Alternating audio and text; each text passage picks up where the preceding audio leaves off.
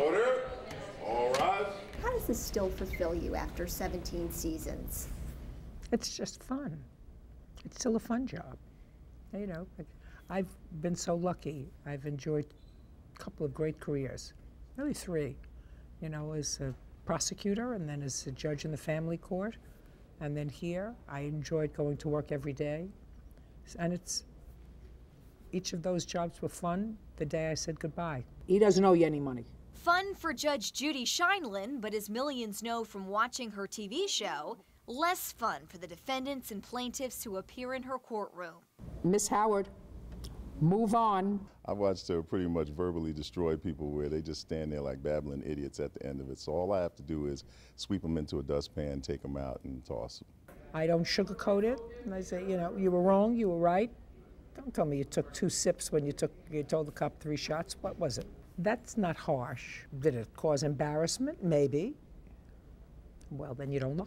She can't stand a liar and can read right through people spinning a tale to save their rear. The most important thing about the truth is, if it doesn't make sense, it's usually not true. So you start with that as a premise. It doesn't make sense to you and your common sense. It's usually not true. That's impossible, sir. I mean, it's impossible that nobody was there when you were making the turn if he hit you. Sometimes a liar is easy to spot. There are certain people, unfortunately women, who sometimes wear low things. When they lie, this gets all red, bright red. Oh, and you can't do anything about it. People stop me in the airports and every place, you know, what's she really like? I go, what do you think? And they go, well, I think she's mean sometimes. I go, yeah. And they go, I think she's right on. I go, yeah.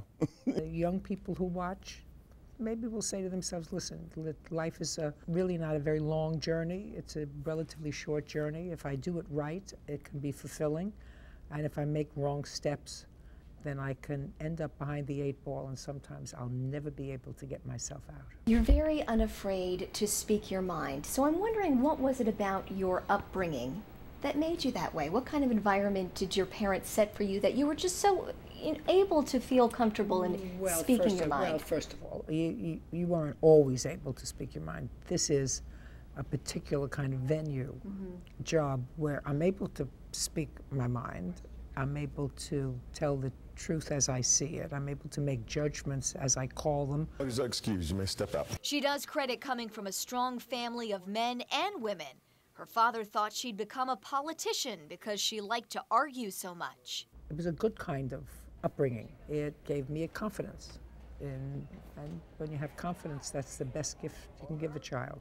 At 70 years old, she still is holding off retirement. And if the viewers, the people who are watching, who are really my appeals court, say, listen, we've had enough, we've gotten the lesson, we've gotten the message, and we're going to find something else, there will come a time when that happens. But right now, I still think that people are getting a message. It's that message of doing the right thing that Sheindlin hopes people will take away from her show. And you don't drink and get into a car. That's the message. And if you use a jet ski and you damage it because you were drinking and playing around, then you're supposed to fix it. But as she would say, she's not stupid. She knows her no-nonsense style is what keeps the masses hungry for more and coming back. There are folks that think that I'm too harsh. They watch.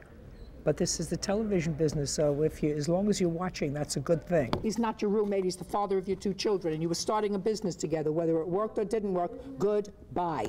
Thank you. Lindsay Allen, WDRB News.